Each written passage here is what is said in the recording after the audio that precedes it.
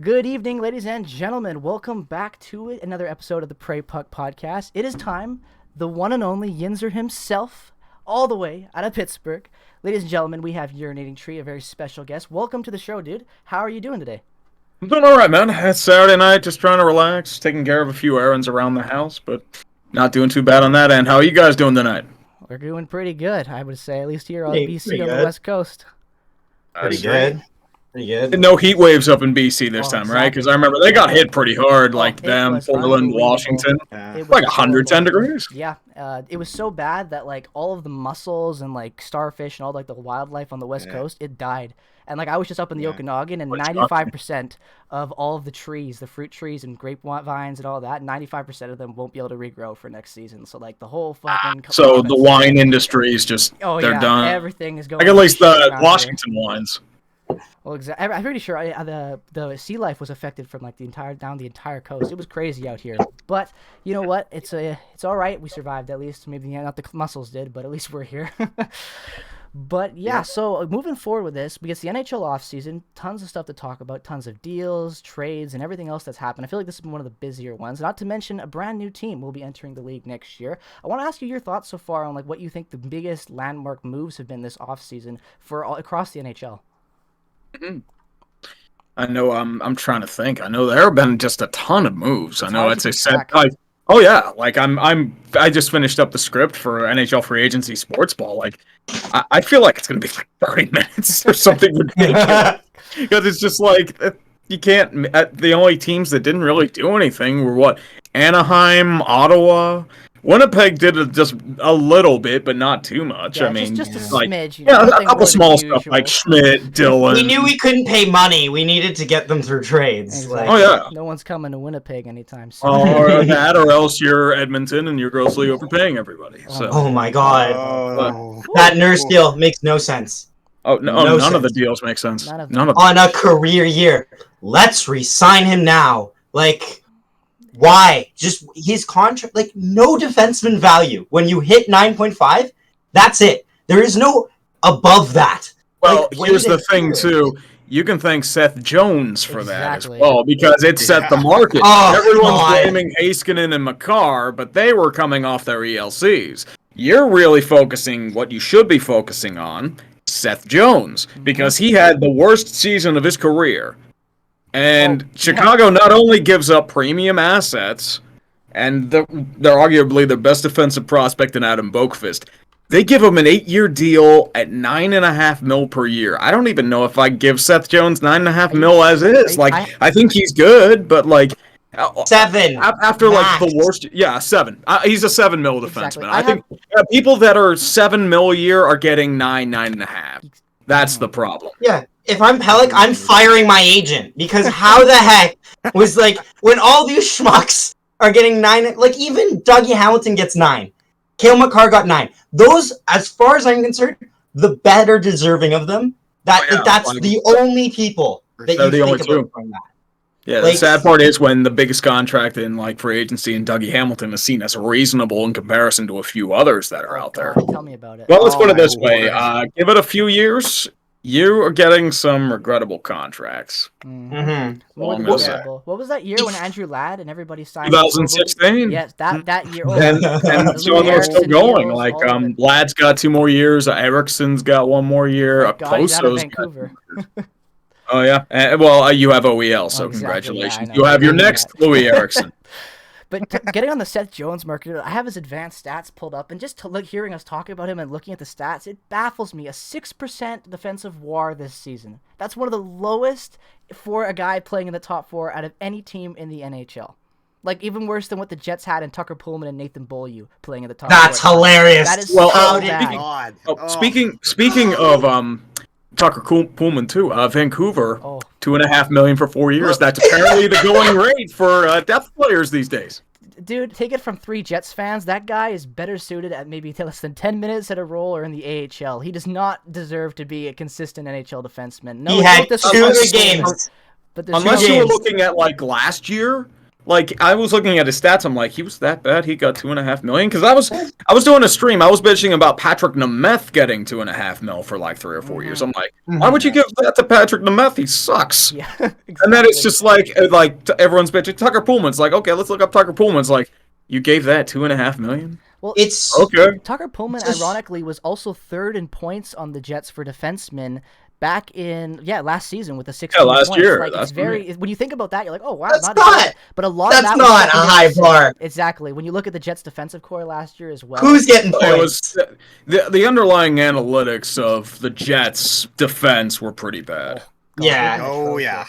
It's Not so even their funny. underlying analytics, just their way they structure their play. Charlie Hoodie is one of the most outclassed defensive coaches in the entirety of the NHL. The guy can't Well, do if you anything were- more than what the Oilers did back when they went in the 80s. It's ridiculous. Well, if you look at it this way, if you look at a bunch of old Charlie Huddy highlights, he is a defensive tire fire, especially in the 90s. It's a lot like how he played in his veteran years. I remember this like randomly stumbling on a Charlie Huddy video of just like his like total gas. I'm like, how the fuck is this guy an NHL defenseman? Like he's back. Yeah, I mean, he was probably good offensively, but in his own zone, Jesus Yeah, but back Christ, when he's you didn't have to literally waste the passing the puck to the wide I open have winger. one question here, and this was here for Tree. What do you think about Seattle taking Brendan Tanev, former Jet? yes, I want to don't like the Penguin. contract. I like the player. Like the contract's always been the biggest thing. Yeah, Because like I feel like, I mean, if he were $1 million per year less, 2 years less, I'm loving that guy. The thing is, like, he's a very unique player. Like, it gives a lot of energy to the bottom six. He's strong in the penalty kill, creates momentum on his own in a lot of ways. So, like, he's an interesting player, and Seattle will enjoy him if its game doesn't age, which I mean that's a big concern there. But Penguins are a little rough right now because they didn't just give up Brandon Tanev; they traded Jared McCann for pretty much next to nothing. A guy we traded for Kasperi Kapanen and Philip Hollander in the 7th. So, and then we replace Tanev with Tanev Light and Brock McGinn. Right. Like, does it feel like at this point the Penguins are just trying to just delay the inevitable at this point? Or does it feel like they actually have like a chance to reopen? Like, This is their last chance. This is their last chance because if you look at their contract situation, Letang's a free agent after this year. Malkin's a free agent after this year. Plus, he's under surgery, so he's going to be out for a couple months. Brian Rust is a free agent, and I doubt they're going to re-sign him because he's going to be demanding a lot of money, think like $7-8 mil a year. Yeah. Yep. And Jeff Carter's a free agent. So there's 4 of your core right there. And Jeff Carter's is just a big Yeah. question mark in itself, as if he can even perform consistently at that level he performed at after the trade. And Yeah. everything, you Well, know? I mean, I don't understand why you protected him over McCann or Yeah, like. well, that doesn't add up. That really doesn't. No, Whatever. I get it. Yeah. I mean, I it's- know we need center depth, but is he I mean, really the yeah, definition just of good center depth though for a winning team? well, it's like he can fill in the top 6 in a pinch.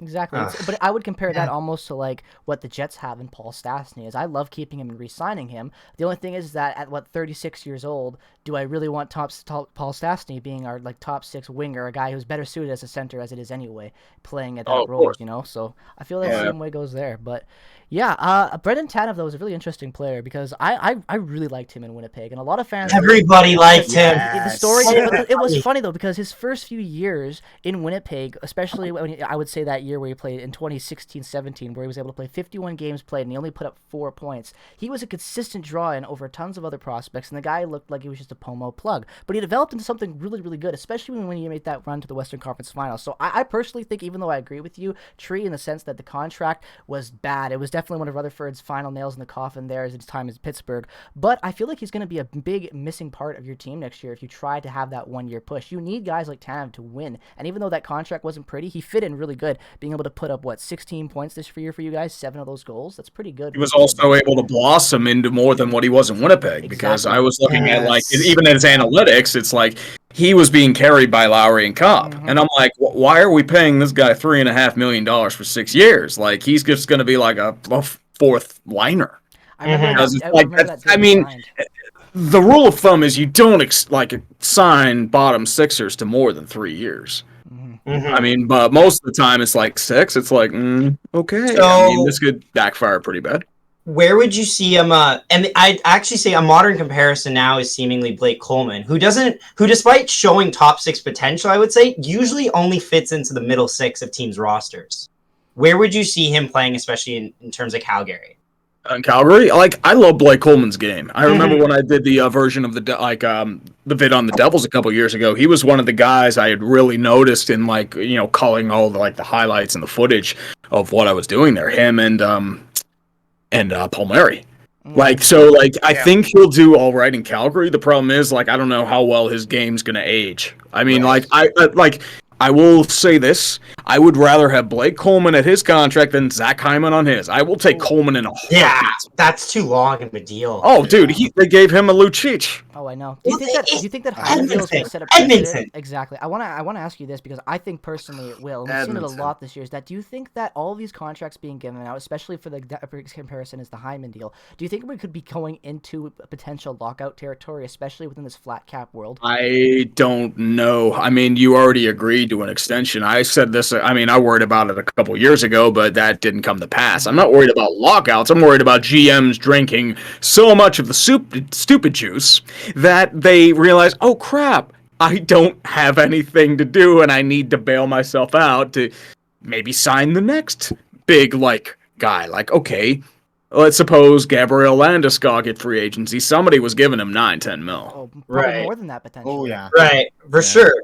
We live in a world where Keith Yandel can get 900,000 and Zach Werenski can get $9.5 million. You'll have to remember, too, Keith Yandel's still getting paid by the Panthers for a couple years, so he can afford to take that minimum contract. Yeah, but 9.5 for Werenski seems, again, like I don't get, like, the defenseman thing. It's so weird because, like, I have a respect for a defenseman's game, but there is a certain, it's kind of like paying a goalie a certain amount. You have to have a certain, like, bar that you cannot go past. And ever since Drew Doughty ruined this by signing with the Kings, every single big defenseman afterwards just tacked on. Well, sometimes you break the market in that regard. I mean, my second favorite team's the Sharks. I did not like that Carlson extension because he hadn't been healthy in the last 2 years.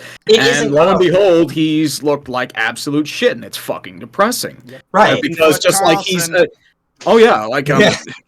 he's... he was a turnover machine last year. I'm like, what happened, dude?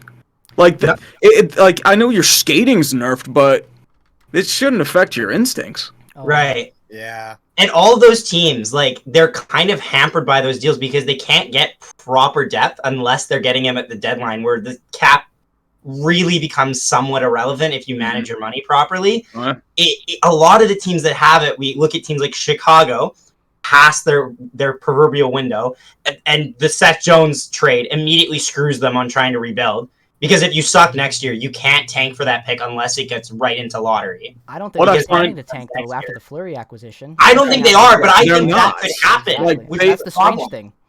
Shortest rebuild ever. Apparently they were rebuilding 9 months ago. Now they're good because guess what? They got Tyler Johnson, Marc-Andre Fleury, and Seth Jones. Exactly. I mean, that first half was completely unsustainable. Kevin Lankinen was playing out of his mind. Everyone fell apart. Yeah. I'm guessing they're hoping that Jonathan Taves returns to being Jonathan Taves, and hey, maybe they can make another run at the playoffs or something like that. But I think Chicago has bigger issues to deal with right now than. But. You know, that's another story entirely. Exactly. But the thing with Chicago that just fascinates me is their obsession with just trying to, like, continuously stay out of the limelight for tanking and trying to rebuild their team. Like, acquiring Fleury and when you do not need a goaltender, paying Seth Jones that money, it just, you don't need to be allocating all of those funds and trying to win in this window with Taves and with Kane still. Because those guys, as awesome as they are, as great as they are at that age, building for the future is the smart thing to do. It's how you were able to win 3 cups, and I don't understand why they're so obsessed with holding on to this past, because you can still be an okay team and develop prospects. Look at what the Sedins were able to do. I still think the Sedins could have played after retirement, but they were still able to accept a limited role and try to give some younger guys a chance to grow. And I just feel like that's what Chicago should be doing with Kane and with Taves, is accepting the fact that these guys are out of their window, they can't win, and develop a younger team, not trading away guys like Boquist, not bringing in... They let Suter walk! Yep, that too. It's just, I don't understand what they're doing out there. They're not going to win, and there are so many teams that are like, look at the Wild, for example, another team that is better than them in the same division, And I just don't understand why they're trying to just make the playoffs and put all this pressure on making the playoffs. It's just Well, it's it's not working. probably the pressure could be from above too, It has because to be personal. also you have to for sure. remember Detroit Red Wings. They long lived the streak, and they're still trying to pay for it. It's been 5 years. And speaking of Minnesota, they're in some trouble too. Do you Because think they're if gonna they get? don't sign Kaprizov, Bill Guerin should be fired immediately. What do you think is gonna happen? Do you think they will be able to, or do you think they will? I think so, but it's probably going to be at a grossly inflated rate. Okay. Because That's what he's I using the think, too. KHL as leverage to get a better deal. Right. Yeah. And that's And especially with what's been happening recently with all these contracts that are going out. Oh, With the yeah. exception of it was the Pellet contract, I think that was. Yeah, Adam Pellet. That was the only one that 5.75 for 8 years. That's incredible. That is a great deal for him. It's just like he doesn't put up points. Like he was part of the best defensive pairing in hockey with Pelech and Pelech. Mhm. And he got like 5.75. It's like, man, that's Yep. a good deal. That is a Yeah, very it- good deal. back-to-back GM of the year, right there. I mean, the Isles haven't really done much. I think like there are rumors linking them to Paul Mary and Parise, but Right. Like, although he's wanted Parise for a while. Like, there was- they nearly got him at the 20 deadline. I think. Yeah, they're Mm. swapping Ladd, right? There was that deal involving Andrew Ladd and everything. That And that I captain think are- Kiefer Bellows was involved, if I remember I correctly. think you're right. Yeah. Yeah, the name rings a And bell. I heard that Arizona intends on having Ladd actually play there with the Really? instead of just soaking up their contract. I heard that they might actually have him play. Has he even been a consistent NHL player in the last few years? I feel like he's been an No, AHL. nope. Injured. His body's worn right? down on him. Yeah. Injured or AHL is what I could remember with him. But yeah, at least if he can play, honestly, a former captain of the Jets, I'd be happy to see him get in a couple games. He's not good anymore, but at least he can go out on his own terms, so that's always an the improvement only for a former player. captain of the Jets. He's mostly a placeholder at this Exactly. point, just Well, because like Arizona- Arizona is like doing another rebuild because their upside was fringe playoff contender. Right. Do you So like? that's why they're bringing in all these like extra contracts like they used to do under Cheka, but they're bringing in like second round draft picks. Like they needed to accrue draft picks because of what happened under the Cheka era. They're trying to like rebuild the sins because Cheka honestly had a terrible tenure. He was- And think- Arm Yeah, like that I feel like was kind of missing from their last rebuild. Like, because they tried to rebuild before, but they never actually really had things to move around. Yeah, properly. they took on dead contracts and then like they got a few pieces, but not much. Like I mean, Lawson Krause and a few first round picks. Yeah, but it's well, like, eh. I have Arizona's right now their picks coming over for next season, actually for the next few years. And looking at next year's draft, they're only missing a 7th, and they have 5 second-round picks and 2 firsts already. I mean, you can always move up with some of those Exactly. seconds. And I mean, the fact That's that what they're already Yzerman was doing this year. And there's already going to be draft. a lot of stuff with trading. What's his face? I can't remember off the top of my head. I'm blanking out. But they're shipping out that center. Dvorak. Yes, Dvorak. yes. Dvorak. Dvorak most likely the team might overpay for him depending on the situation. And if they sell high, And I which mean, think they Dvorak doesn't even have that good of a contract. exactly. But you But- say that about a lot of Arizona's top assets when you think about the players that they have to trade. Right. Well, like, and then Buffalo. So, where do you have Jack Eichel going? Like, who would you think are the top suitors? Because Jack Eichel seemingly is stuck in proverbial hell because he actually can't move until Buffalo somewhat lowers the bar slightly or a team breaks. Because we've heard some of the deals like that were offered to them, like from Montreal, like some of the offerings apparently with the prices, which would include like Kotkaniemi, a lot of picks in there. Oh I yeah. heard then Romanov as well. Yeah. Yes. Lamov, yeah, I could see There's the Vegas one that includes Krebs, which is hilarious. They already traded their last pick. Why not? Krebs, Riley Smith, I think like a first and Yeah. another prospect. if Yeah. remember I think it was like Haig or whatever, but I think yeah, Nick Hague. it like I think Buffalo's finally realizing they need proper amount of picks to rebuild properly because they had a lot of guys that had talent, but they never did enough with them to create a proper team to build around them. Well, they've had multiple different visions, and with like Buffalo, they've never really had clear direction, and that's more because of the Pagulas. God. One thing I have never understood about Jason Botterill, I really liked him as an assistant GM with Pittsburgh. Every single move he did in Buffalo blew up right in his face, and I'm just like, wow, like every move. That just feels like the Buffalo. And now, like, I mean, with Eichel, I think like both sides are trying to blink. Like Eichel's trying to force a trade. Buffalo won't let him get surgery. And if you're like a team like say like a Rangers or a Calgary or another team that needs a top flight center, like maybe even a Columbus or a Vegas. Yeah. Like, you're just sitting there like, why should I spend top assets when I don't know what this injury is and what his timetable is? Like, why? And you Like, see this The other guys aren't blinking. it's not going to end well for Buffalo, because you're going to be either he's not going to play, or you're going to be trading him for pennies like you did with Ryan O'Reilly. Mhm. So it's a lose-lose situation for Buffalo here. Mhm. Yeah. That Ryan O'Reilly trade is impressively terrible. Like, in And, hindsight, you can so... Yeah, you can thank the Pagula's not willing to pay his bonus. Mhm. If they literally waited, he could have gotten better value. What is your thoughts on the Marc-Andre Fleury trade? Because we talked about it very much in passing, but that I know as a just let us hear it. It's a pure cap dump for Vegas. Vegas' weird issue is I feel like they overreact to like not getting over the hump, and they get into that desperate madness. Yes. I said, like, my comparison is the Detroit Tigers of like 10 years ago with Illich, because his goal was to win a World Series. Bill Foley's goal is to win a Stanley Cup. You get that first taste in your first year, and I think it sets the expectations unrealistically high, because if you remember, their goal at the expansion draft was to generate a lot of talent and prospects for the future. That first year was supposed to be pretty rough, but hey, look, let's accelerate our schedule, and then you have a bunch of guys and like shiny objects. And now it's like, oh, I don't want to play with you anymore, Fleury. Let's bring in someone new. And their new person is Evgeny Dadonov. So I think they're probably going to make another trade. Either it's like Marchessault or Riley Smith. Yep. Like, I think one of them is going. And I feel like this could really hurt them with them. Like, even like when they made that Pacioretty deal, I mean, they ended up giving away Suzuki, and all of a sudden he's starting to kind of show some Cody promise. Glass, like he got traded for like Cody next to Glass. nothing. Oh, I don't like that deal for Their Vegas. first ever, like, it just feels dirty because All of their picks are gone now. Yep. Brandstrom went to Ottawa. Yeah, Nick Suzuki is in Montreal.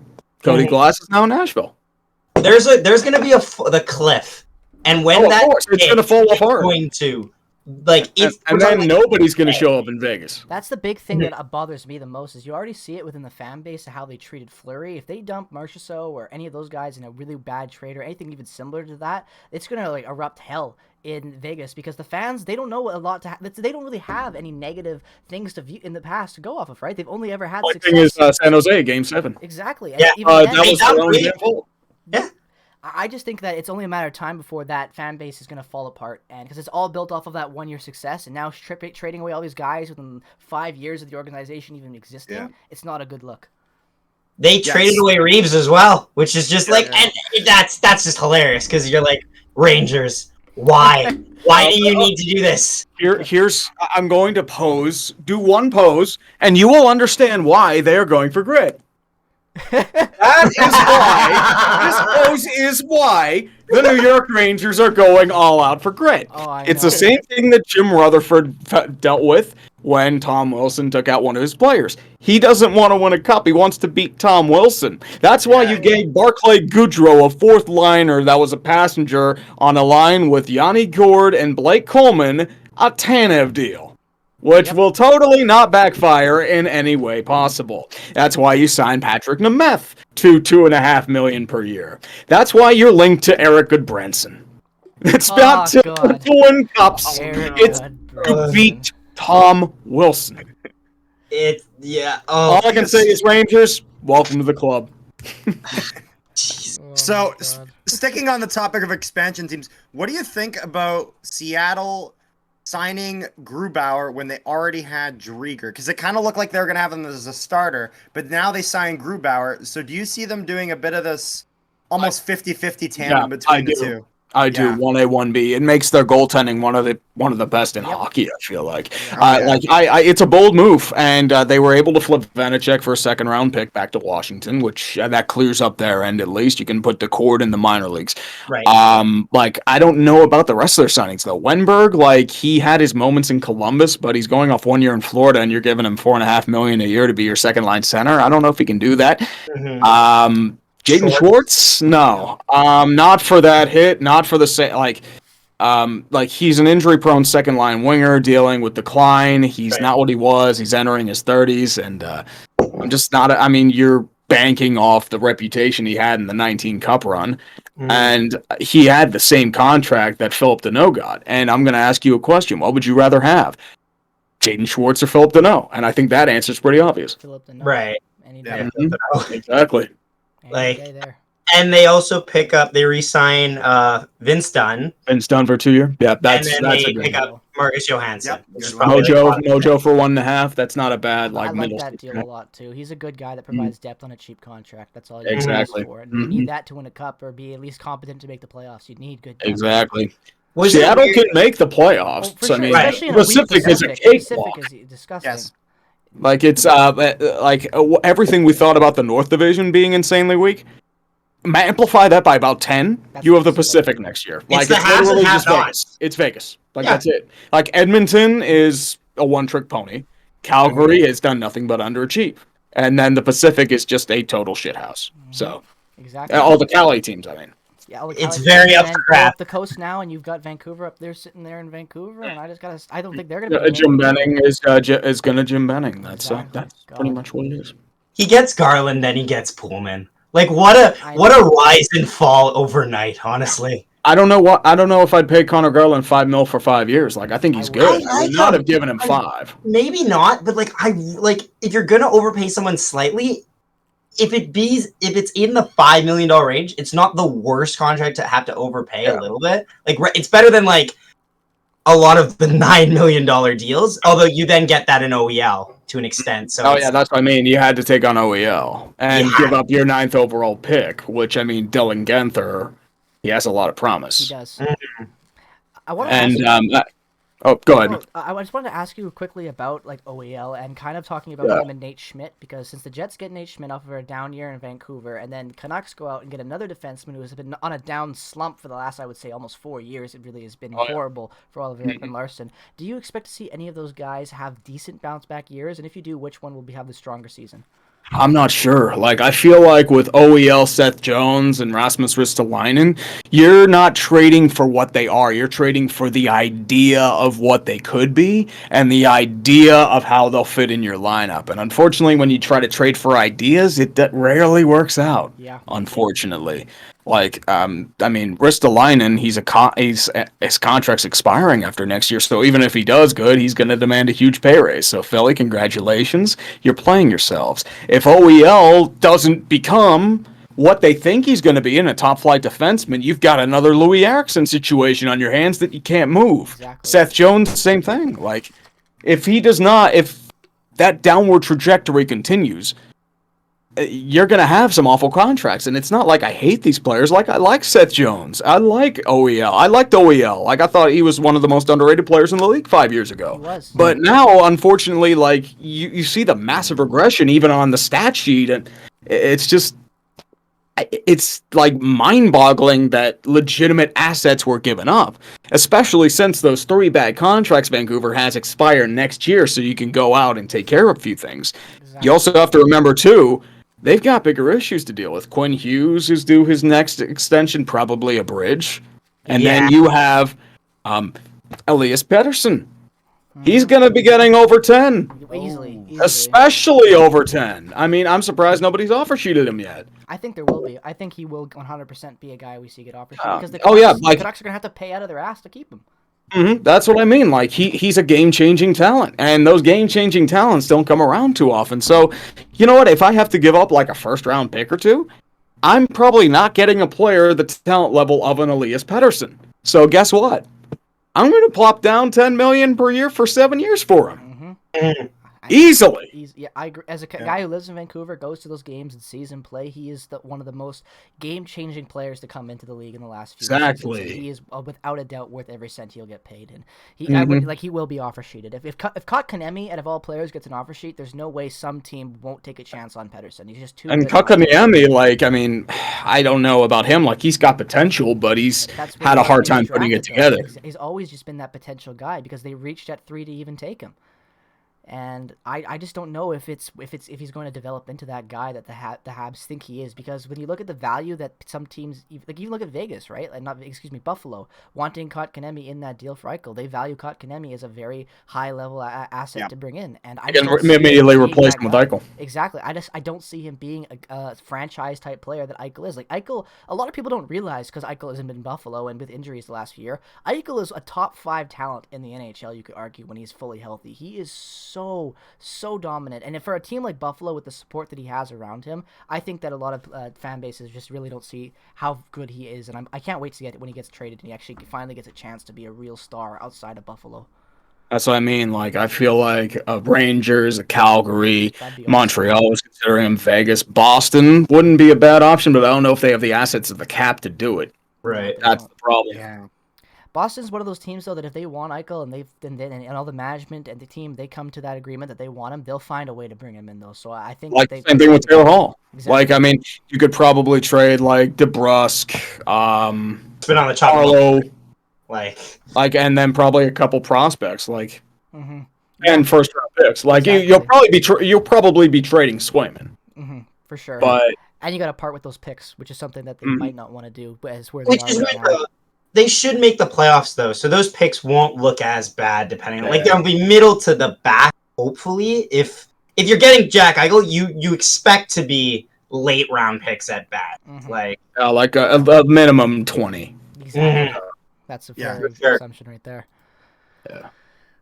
so, like, Take it away. You go. Mike. No, you take no, it. you go. No, All right, go. all right. I want to ask you a little bit about the NFL real quick. I wanted to ask your thoughts on the Josh Allen deal. What do you think about that? Ooh, that is an impressive deal. I mean, Yes. I did not expect that out of Josh Allen last year. So if he keeps up that trajectory, that'll probably be a decently worthwhile deal for Buffalo. The problem is, if that was just a flash in the pan, then you've got a Jared Goff in your hands. Exactly, but unlike Goff, I've always seen more potential in Allen's game. I think he has more athleticism. Exactly, exactly. So I think that if Buffalo can keep up this trajectory that they're on of getting better and better, I think he'll only grow with that team and get better as they get better. So I think in the long run it'll be good, and I think the value is also pretty good. Also, just great to see quarterbacks getting that guaranteed money. I love seeing it. It's a good common trend. $150 million guaranteed. Yes. I'm jealous. I'm not. Yeah, exactly. I wish I had that kind of talent, but unfortunately, I do not have an athletic bone in my body. It's That's okay. Your athletic bone is your voice, spewing all Is that it knowledge really? on all Is of it us. really? I don't know about that, dude. Athletic, that sort of thing does not get you $150 million Yeah, here. I'll give you that one. I will give you that one. But on the topic of football, all of us up here, I don't know if you can tell with the Bomber stuff in our backgrounds and the little thing, we are CFL fans. We love the CFL. I know that you might not be as familiar with it, and that is okay, but we're just wondering what knowledge you have of the CFL. Do you know any of the teams, any of the history of it, and what do you know about it? Like a few of the teams, I know that. I know a friend up in Edmonton's trying to get me to do a bit on the Montreal Alouettes after their franchise quarterback retired, and how everything's like balanced out. I do remember they had Johnny Football for a hot minute. They did. It did not work. No, it didn't. I think they almost hired Art Briles too, if I remember correctly. I think you're right about that one. The They were Baylor trying coach. everything. They were going for all of it. Yeah, I do have a little bit of that, but otherwise, my knowledge of CFL is pretty limited. Just the I know they're on the brink because I remember they couldn't get funding from the Canadian government. That's why they had to cancel. Yeah. 620 days without football. We had our first game. What was it, Carter? 2 days ago now. Yep. 2 days ago. Yep. Yep. There was a rumor of them linking with the XFL too, Yes, but thank God that that kind of happened. yeah, because and- I feel like it would be weird because you'd have two different sort of ideologies mesh. How would they combine? I guarantee you, if it happened, they would have taken XFL rules because of the money that the XFL. Oh yeah, would have XFL rules, and they probably would have moved a couple teams to the U.S. They probably would have. Yeah. I mean, It's funny. they either No, that or continue. they would have kept the teams and then had two divisions and had them play in a bowl. That's the Yeah. only thing I can think of. That The- makes the- sense. Yeah. The bigger rumor that I heard mainly on what their partnership might be was more of a player sharing sort of thing. So when one league's playing in their off season, the players move and then play. So that way they weren't competing over players. that were like, on the way down from the NFL, going up from college and whatnot. And then also possibly sharing TV deals. So, like any XFL media would be playing CFL games during their season and vice versa. Just to kind of spread the influence of both leagues a bit more. Yeah. So that's an interesting problem is with policy. revenue sharing would be like a little weird, especially with U.S. and Canadian market contracts. Yep. Because That's I know like currency, XFL games, like I don't know if like TSN and Rogers Sportsnet are gonna really play like XFL games, I don't think especially in the spring because that's I hockey think time. they did. I actually Really? think they did I play. They didn't see did any play a XFL few. on TV.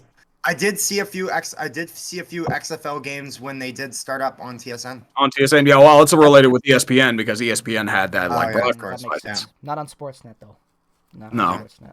Speaking of ESPN signing John Tortorella as an That's analyst, a great get. For That them. could be interesting. Yeah. He's That a could be perfect interesting. team. Like, I mean, he's Speaking with not the Tortorella, person. interesting.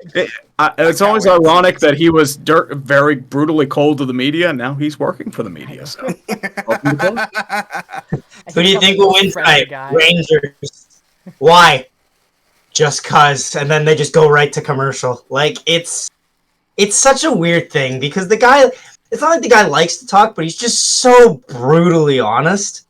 It's gonna be like watching an informed Stephen A. Smith talk about hockey. Is really what it's gonna be. Like, I feel like I can't wait for the debates between him and Barry Melrose because I feel like he's going to just literally run circles around Melrose. Probably.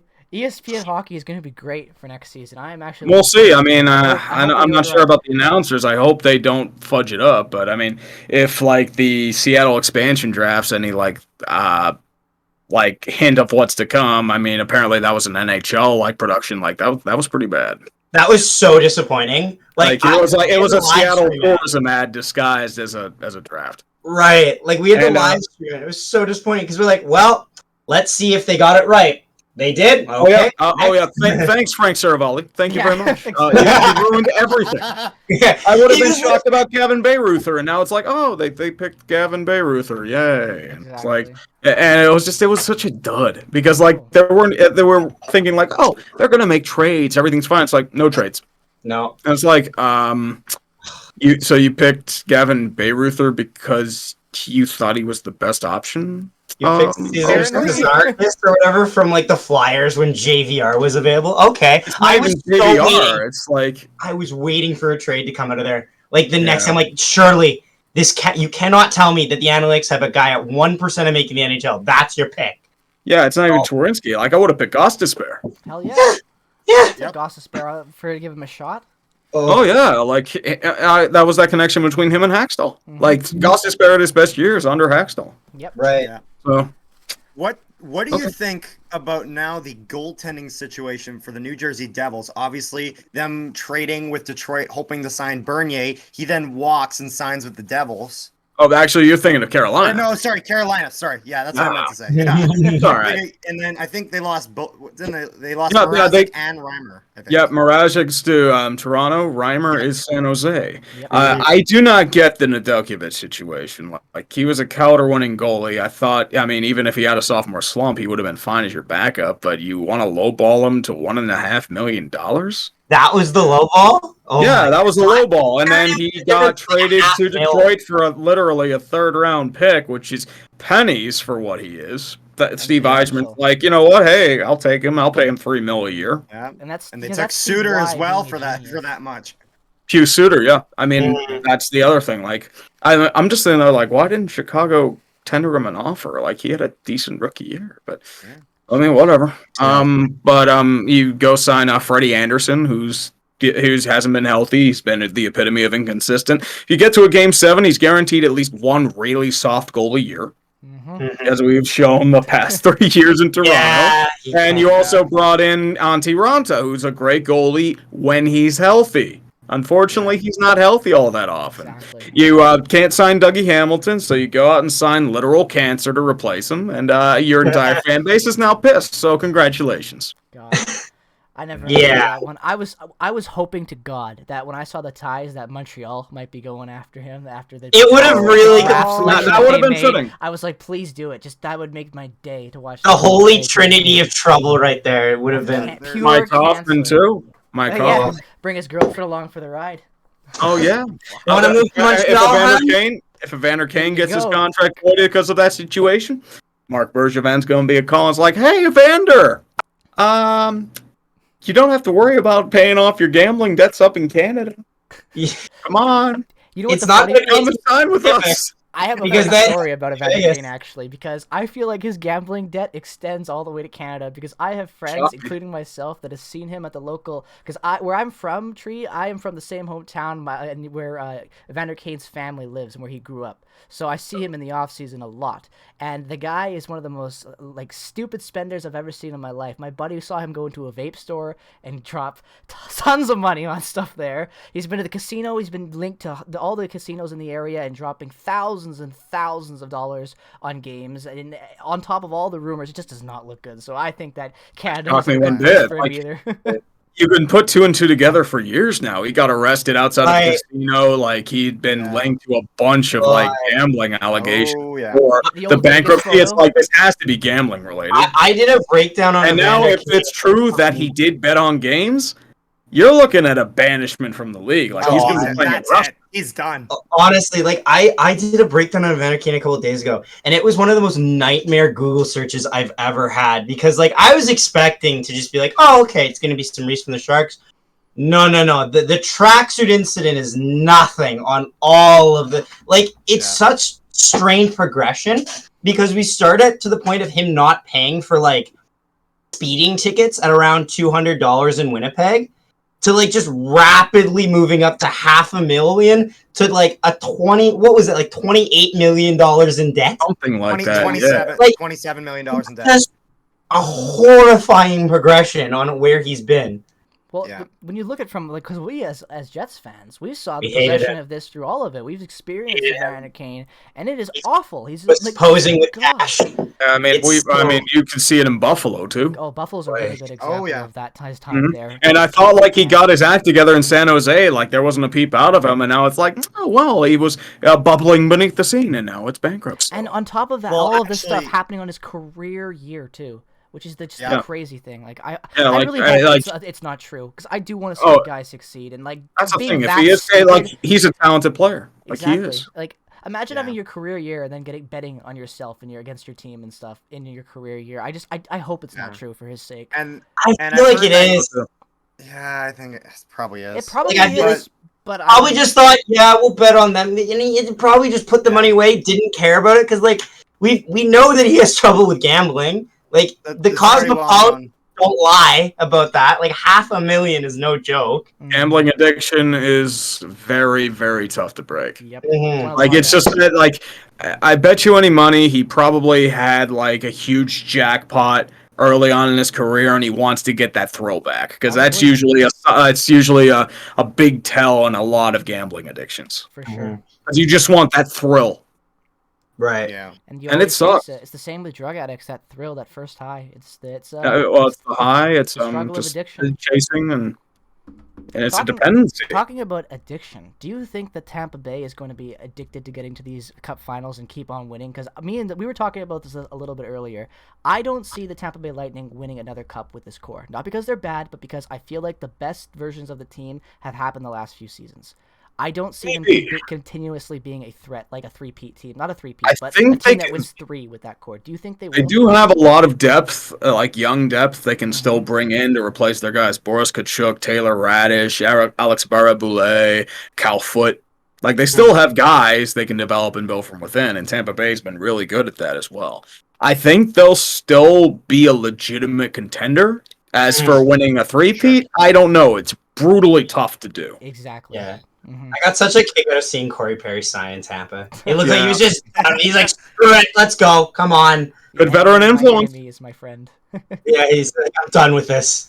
No more losing to Tampa in That's the a good final. signing though by him because Corey Perry, when he was in Anaheim his last few years there, he absolutely washed. I thought he was done personally, and even when he signed with Dallas, I didn't think that it was going to make a real impact. yeah. But Player he has back been then. very good and proved me wrong. So any guy that doesn't like Corey Perry that much because of like the player, not the person, but the player of Corey Perry, I think that he's been pretty good so far at that age to continuously play. You have to consider, too, those teams weren't looking for first-line Corey Perry. They were looking No. for what he Yeah, is that's for now. sure. But bottom six forward with I can throw in the top six in a pinch and has veteran influence. exactly. Right. That's like, what they're looking for. the best game I think I've ever seen Corey Perry play was that game 6 against or game 5 I think against Tampa or whatever. Like where he scored I think either 1 or 2 goals in that game. He was everywhere in overtime.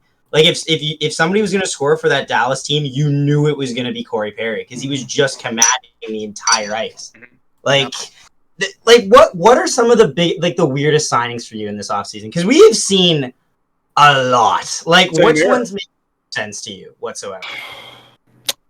I would say, I gotta dissect through everything here. Great question. That's what I mean. It's like I know. Shit. I would say Hyman was a really bad one, not because of the player, but because they signed him to a incredibly ridiculous contract that is in no way the ability to backfire whatsoever. Cody Ceci for 4 years. That's another one that's giving me the baffling. And don't get me wrong, I was wrong about Cody Ceci. He was not a trash fire. He was really good, but it was in sheltered minutes on the third pairing. You're paying him second pairing minutes, and there was no way I'm giving him 4 years. I would have given him another year for 2.5. I'd have been absolutely fine with that. But 3.5 or 4, go. Sorry, dude. You're not worth that to me. He never has. I agree with you. Yeah. Edmonton's going to hate him because you replaced Ethan Bear with him. So, have fun. Talking about Edmonton. I was actually going to say, speaking of players being hated for replacing other players, Laurent Brossoit going to Vegas, being the replacement of Marc-Andre Fleury. Yeah, he's a weird goalie. He has consistency issues. He can be utterly dominant one year, then the next year go to total shit. We don't play him enough though to get it always felt like we never played him enough to get a fair sample size out of him. We didn't. If he had a bad start, we didn't play him enough games to give him to. You played Hollabuk 70 games. Right, it was like Mika Kiprusoff syndrome. It was like you thought that you needed to play that one guy to win games, which is just. Especially next year, because apparently Comrie is going to be our backup, which is terrifying thought. Yeah, that's terrifying. That's not good. Dan's been on more going to be calling up Tuukka Rask's cell in the middle of the year when he's healthy. It's right. Hey Tuukka, you want to come to Winnipeg? No? Okay, well, nice Finland. We have good winters. We won't hate on you if you have to leave. We'll understand. It's happened a lot before. It's just, oh god, Comrie's been on more planes than a pilot. That guy goes around so much. And he was on waivers a couple years ago. He was on waivers He's on last waivers year. every He year. got claimed by the Jets, I think, twice last year alone. Detroit, Arizona, New Jersey. He went around. I believe he also had stint in Arizona as well. And he was our Masterton nominee despite not playing a single game. That was amazing. We nominated a man for the Masterton who sat on the bench one game. Yep. He never played. That was masterful sitting on a bench. It was. That's all you have to say. I have Laurent Brossoit's stats pulled up here because we were talking about him. When you look at his first year with Winnipeg, coming off of the years he had with Edmonton and how god awful he was there, he was really good in that first year with a 13-6 record. The year after that, that's where we get to the mediocrity and where you find that issue of him struggling. Same with this year, 6-7. And then this year being 6-6. His goals against average this year, .918. Excuse me, that was his save percentage, His last year's save percentage was .895. And then his first year in Winnipeg was a .925 save percentage. But the one thing about Laurent Brossoit is that he was able to have a really good amount of shutouts in Winnipeg. So maybe he'll have that luck. Against Vancouver. And Vancouver's a Pacific team. It was only against Vancouver. Exactly. And he's a Pacific team, right? So maybe he'll be able to play them and struggled against Calgary, though. He's an interesting goaltender, I will say the least. Sad to see him leave Winnipeg, but for Vegas fans out there listening, you got yourselves a pretty solid backup if he can be consistent. I will say, but I think the one thing on that stat that you mentioned is the 3 year that he had in Winnipeg. First year is most notably is by far Hellebuyck's weakest year, I would say, out of those three. That was the year that Hellebuyck Hellebuyck by Hellebuyck standards slightly regressed, I believe, in the year where we would go on to play the Blues in the first round. So that's also why he had so many games in comparison. The next 2 years, you get shut out Hellebuyck, and it doesn't. Well, and there's Mr. Vezina winner up there, But Yeah, so actually, I want to talk to you, Tree, about the Penguins' goaltending situation with Jari and everything we saw with them in the playoffs and how it ended. And what do you think they should do moving forward? Because we talked earlier about how this is probably their last real go out and try to win a cup type year. So do you want to see them potentially go out and get a goaltender, maybe at the deadline if one's available to help push them over the edge? Or do you trust what you have and just try to see if they can improve off of the failure that they had last year in the playoffs? I was deathly afraid that the Penguins were going to go out and get Marc-Andre Fleury. Like there's a lot of links for that, but Pens fans were like clamoring for him. Like I wanted nothing to do with Marc-Andre Fleury, not because of what he was as a player, but several reasons. One, I have a lot of PTSD because of like the years when he was a total meme for us between 2010 and 2015. Like it was bad. Like we nearly ran him out of town. Look at that 2012 series against Philadelphia and tell me that he was going to be a Vezina nominee nearly 10 years later. Exactly. No. Secondly, the second go around usually doesn't work for players. I mean, he's like nearing 36, 37 right now. Mm-hmm. And like the thing with Fleury, like Vegas also had a really strong defense. The Penguins do not have a good defensive structure. Right. So like I thought like Fleury would have been traded for like Jari and maybe a pick. But I mean I'm more surprised I was pretty much sold on the fact that they were probably running Tristan Jari out of town after I thought that glove hand issues. Like, I mean, I understand why they're doing it. Like, I agree with it, but at the same time, it's like I don't know if he can play here again after the shit he pulled. It's just like I respect that. Like his issue was like he there were times where he tried so hard to be Martin Brodeur and like play the puck behind the net and make deep passes. It's like, dude, what the fuck? You're not Brodeur, man. No one is. Just save the fucking puck. Game 4. Like, Game 5, like, it was the most infuriating thing I had seen in a hockey game. It's just like he literally just yeeted the puck right to Bailey's stick. It's like, dude, what the fuck are you doing?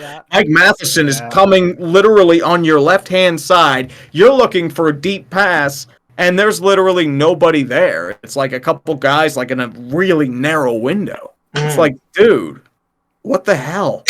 It'd be hard for an actual defenseman to hit a player with that pass in that situation, let alone a goaltender. Like I'd still. As a goalie myself, you never do that. Like I had such a fear for any I'd never wanted to show up on any highlight or anything. I never wanted to risk things.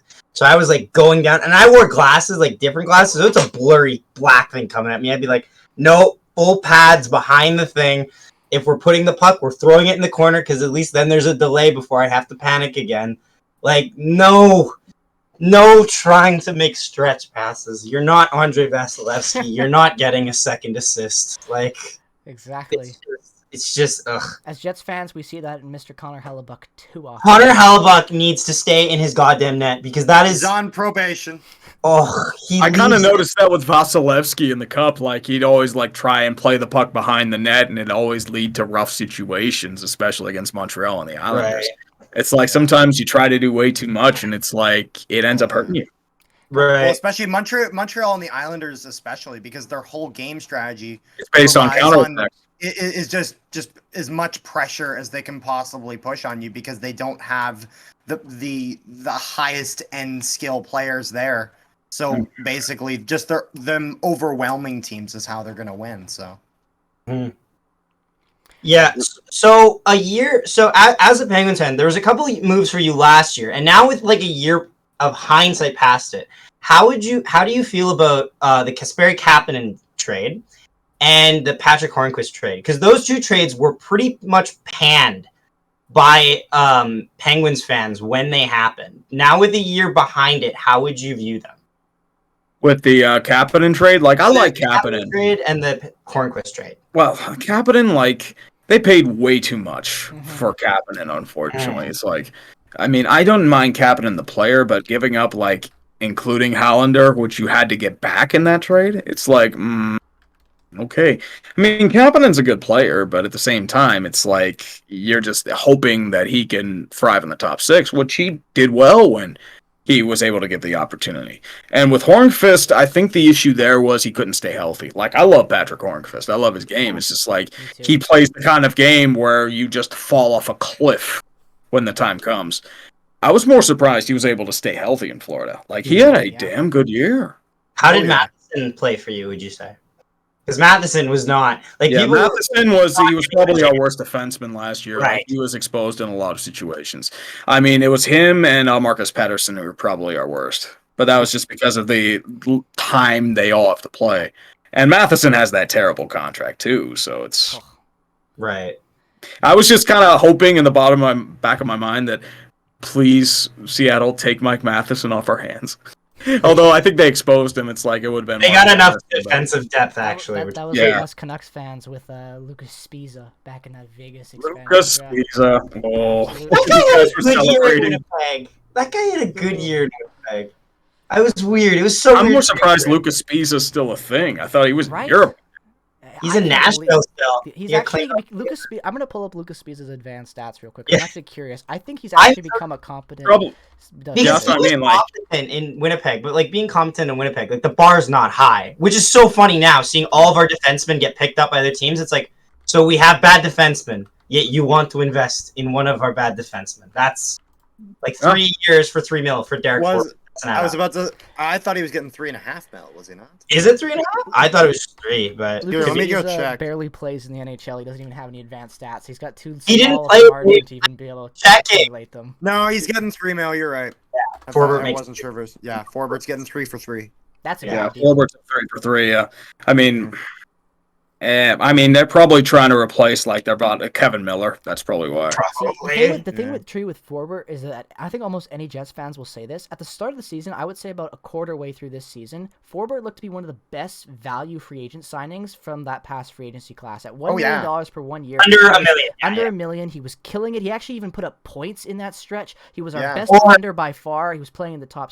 He was like a second goalie. Yeah. He was blocking so many shots. He was fantastic for us. And then what happened is there was a situation that you might remember with the Vancouver Canucks, where he got into it with Niles Hughlander, and he got absolutely destroyed in a fight. And after that, he just became one of the worst NHL Jet defenders to be on the ice in the last 10 years. He was awful. He was abysmal. The guy he got burnt on more plays than Mark Stewart. Excuse me. We've had so many plugs I couldn't even remember his name, but Stewart was bad for us, and I would say he was just as slow and as sluggish as he was as a pylon. So I do not like that signing for Boston. That's going to bite them in the ass, especially because it's 3 years. That is just, you don't give term to a guy like that who was so mediocre in Winnipeg, out of all places, where you have the most opportunity to shine because everyone sucked. So I just don't see him being a good signing there in Boston.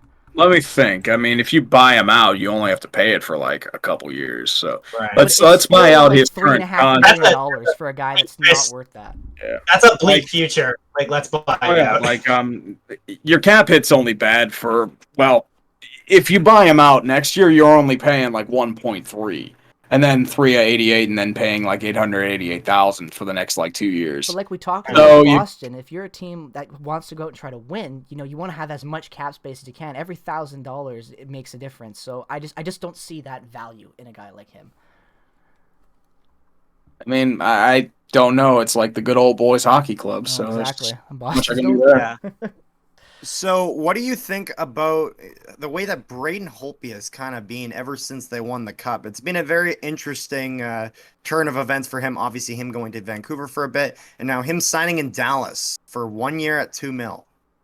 Mm-hmm. I was hoping that Vancouver would sign him to this outrageous contract, but I mean, he was just as bad as we all thought he'd be because he's no longer the Holt beast that he was, and it just goes to show you how bad Vancouver's offseason was when they buy out Virtanen, they buy out Braden Holtby, and then trade Nate Schmidt for a third-round pick. So you literally undid everything you did in 2020. Mm-hmm. So have fun. Why the fuck is Jim Benning still a GM? Here in Vancouver. Do you see the Philadelphia Flyers as playoff contenders next year? Because they've made a lot of moves. They made a lot of moves. They bolster their defense. Yeah, it depends on what it depends on their goaltending, and if the defense meshes. They're weird because like when you give expectations to them, they fall to shit, and when you have no expectations for them, they suddenly become legitimate contenders. Like it's a very weird dynamic with them. Right, like they bring in Keith Yandel, they bring in Cam Atkinson in exchange for Jacob Voracek, which looked nice. That's nice. Yeah. Am I the only one that keeps thinking that Cam Atkinson is like 26? Yes. Like, Yeah. I thought he was so young still. He looks baby-faced still. How old is he? He's 30. I mean, look, he's 32. Shut the He's, fuck up. No yeah, way. he's 32. Yeah. You know what's funny? Derek Forbert, 29. I thought that guy was like 33. What? Yeah, he's like in his 20s. He's like a former first-round pick. I thought Derek Forbert was like 33, 34. No, I'm 95. Like, let me double check here, but I'm pretty sure Christ. that he's not as old as you think he is. It's just his facial hair game that threw. Yeah, he's 29. Wow. He's 29. He's a former first-round pick, 15th I remember overall. him being like a prospect 2010. in LA. 2010. Wow. That is crazy. Guy is not aged well. It's just his facial hair game. But Like he looks it's like scarred. He looks like he's been Red Dead Redemption like value. If you give them facial hair, they'll look older for a little bit. Like that's how it works. Literally. On it. Like, there's a bunch of guys that have been moved around that like don't seem to be able to find a home. Like Ryan DeZingle has been chucked around a lot. Now he's finally moved to like 1.1 in Arizona. I don't know where that guy's plans are. And he used to be like one of the big three that they had to move off of Ottawa. Yeah, in Ottawa, and then he just fell apart after that. Right. It's the decline is just so weird because you expect a certain amount of high before that, and he never really hit it. He had like a promise, and then it's just like, oh, after that high in Ottawa, all right. LA's moves have been interesting. LA picks I up. don't mind LA's moves. I mean, I like the Deneau signing for them, at least in terms of bolstering the second line and the penalty kill. Alex Edler isn't bad as a veteran influence for a year. Like, it's not really going to kill them. I mean, not Florida. LA's goal is just keep doing what you're doing. The rebuild's going on schedule. There's no hiccups. I mean, your real issues like the old contracts, but even then, those are slowly getting whittled away. I mean, Jeff Carter last year, I think Quick this might be his last year in LA too. So Dustin Brown too. I think this might be. What did you think of the Arvidsson trade? Because that was another. I like that deal.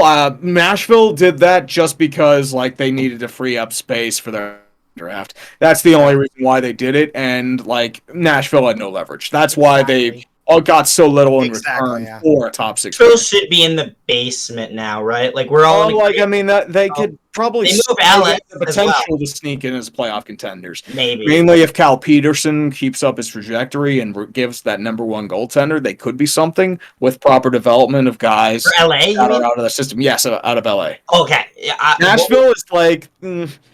Their upside's first round exit. Are they like they're slowly in denial? Well, I mean they've shed off a lot of their core. Ellis has gone to Philly. His contract's still terrible, by the way. I mean that's like I like them getting. Rene's retired. Arvidsson's gone. David Riddick is now your backup, so you're hoping Yusei Saro still does something. You're still dealing with Johansson and Duchesne. Nobody's taking on those contracts unless you're offering a significant sweetener in return. Right. Yeah. And with Philip Forsberg being an unrestricted free agent after next year. Oh, yeah. That's going to be rough. Yep. You better hope that cap goes up because if Philip Forsberg leaves... It's like 1 year. It's like $1 million. It goes up in like 2 years or something like that. That's like what it's I mean. not high. Like, it's... with teams throwing cap around like candy, that dude's getting $8-9 million. Probably. Easy.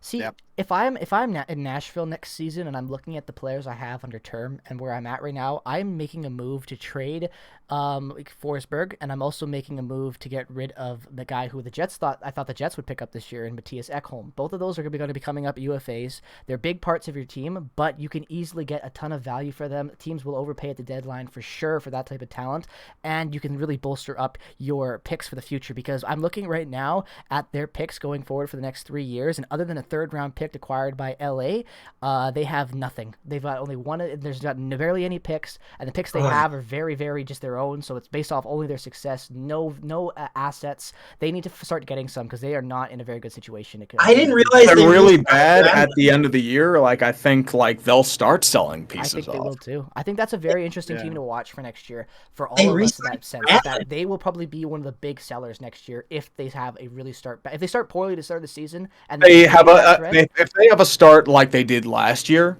they're selling. Yes, 100%. They have to now because they don't have that extra year of these guys to where they have that leverage. Before, they had that leverage on Ekholm because they wanted more for him because it wasn't a rental. You got him for 2 years this year. Now that he's a rental, you got to move him fast if you're going to go down that road, or his value will plummet. Do you see ownership ever changing there? Because David Poyle's been like the GM, I believe, since like day one. Yes, he has. I think he's probably going to retire in the next few years. I feel. Yeah, so you don't think there'll be that axe to deliver to him? Like you think? No, I mean he'll probably go out with some dignity. I think they're grooming his son to take over the management role, which I'm not sure about that. That's a little bit of a scary thought because then you get the Poyle dynasty. And then David Poyle's probably still like in his ear. Exactly. Influencing about those decisions. Like you can't tell me at like Thanksgiving that's not what they're talking. They're not. I mean. Like I feel like Poyle was a really good GM in his time. I just don't know if he's that anymore. He's like a Ken Holland, but he's not as bad because Ken Holland has. Oh no, I mean Poyle, like it's just he's never won a cup. No, but the thing is though is that he has been able to put together some of the most consistent NHL strong teams, very strong teams. And arguably, thing is that even when he was in the Capitals in the early '90s, exactly. Strong teams. The one thing he never expected is Pecorine being just too good right now. So is that right? Exactly. That's too bad. Too bad. I really want at least he got a goalie goal. Like that's a nice consolation. He was a damn good goalie. He was. He really was. Yeah. Ugh. God, I'll never forget that. I'll never forget that second round against the Jets in Nashville. What a series! Game 7. Oh, that was rough. Yes, not for us. Every time we played Nashville in Nashville, it was just even the one game they won in Nashville, he gave up 4 goals. I think it was like that guy could not catch a break on home ice. So I mean, they were the President's Trophy. Like that was like their year to shine. And just nope. You got by a surprise conference final appearance team in Winnipeg, out of nowhere. And then Winnipeg got smacked by Vegas, and that was probably your shot too. Yeah, probably. You're not. Yeah. Every time I look at 19, like you could have said you had a shot. You were running into the hottest team in the league in St. Louis. So we were one point away. We took them to 6 games? We took them to, right? Yeah. Well, you can thank being unable to hold a lead for that. Yeah, Jacob Trouba. Let's pin the puck on the wall with 35 seconds left in the third period. Because that's going to run out the clock. I'll go a little further. That 5-on-3 to start the third period. That's what did you win. Yes. Don't why you got to bring that up, man? Hey. Oh, no. Truth. Sorry. Pain. I don't make the rules. I haven't even thought of that. Oh, my God, no. It's so I completely forgot about that until that conversation too. They redid the what's it called, the coach's challenge rule after that too, because I remember Game 6, 13 seconds in, Paul Maurice thinks that there's a goal. Idiot, Maurice. Where nothing, maybe Schwartz sneezed on him, but that's it. And he's like, yeah, let's just waste our coach's challenge there. So then when Pat Maroon gets his stick caught right on Hellebuck's blocker, we can't challenge anymore. It was just, or you can challenge and you have to do a 2-minute minor, but that probably changed. That wasn't the rule. That wasn't the rule at the time. They just changed it. We literally couldn't challenge a single play after that because we wasted it because Paul Maurice does not know when to challenge a play. He's so bad. I'm surprised Paul Maurice is still your coach, to be honest with you. We all are surprised. He's been around for 7 years. That's what I mean. In 7 years in NHL terms, that's like an entire age. The only other coach that has been tendered, the only other coach in the NHL that's been tendered as long as Paul Maurice is Cooper. And look at Cooper's resume. And look at Paul Maurice. Figured it would have been Jeff Blashill. No, it's John Cooper. He's the only one. Him and Paul Maurice are the only ones left. And John Cooper nearly got fired a couple years ago. He was so close. He was on the hottest of hot seats. Oh. What a story, though, in him. Such a great coach. But it's a shame. Really... I mean, that meme was golden by Columbus, though. It's it's sad it's gone. I hate it. It was brilliant. And now we've lost it. It's like, fuck you. You teased me with glory, and then you win back-to-back cups. I know. Come on. Speaking of being on the hot seat, there was after Bergevin made those moves with trading away Domi, people were pretty pissed about it. It looked like he was on the hot seat. All of a sudden, Montreal really pulls it together in the playoffs, and then the NHL draft happens.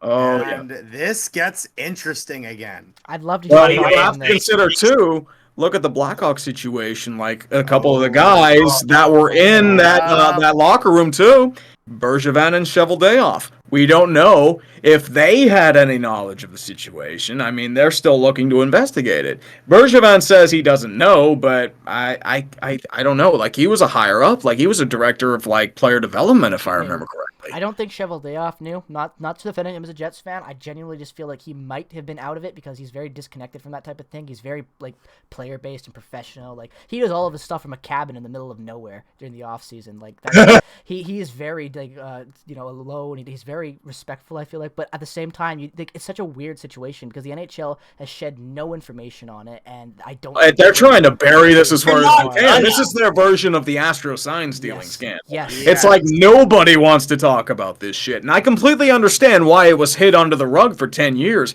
Like, sexual assault for a man is completely emasculating. Like, it is one of the most humiliating situations you can experience. Think of the hockey player stereotype, snorting cocaine, hard partying, babe fucking, and then suddenly you're completely exposed by a dude that's trying to openly jack off in front of you and threatens you with like a baseball bat if you don't support him. It's like, oh, of course that's fucking humiliating and nobody wants to talk about it. It's ridiculous. What do you think was going to happen? I know, and it just, and not even to mention that whole, like, I feel like it was back-to-back picks in the draft where you had Montreal come in and draft Logan Mailloux, I believe that's the pronunciation. Logan Mailloux. Yep, and God, that just disgusted me as someone. And he said, "Don't draft me." Mm-hmm. He asked not to be drafted. I mean, his situation, it's pure immaturity. What it he really did. is, and that's the problem. It's just like, okay, like you fucked the girl. That's great. You don't have to share her images with all your teammates in the locker room. And he knew it. Like he said, like, look, I fucked up. Don't draft me. I mean, teams were probably going to draft him in the second round anyway. But for Bergevin, I mean, it happened with Montreal. Marc Bergevin has the same like a gambler's fallacy. It's like, I don't care that I literally went for gold every single time, despite all odds, and won. I need to keep doing it. So guess what? Logan Mailloux's probably going to be really good for this just because.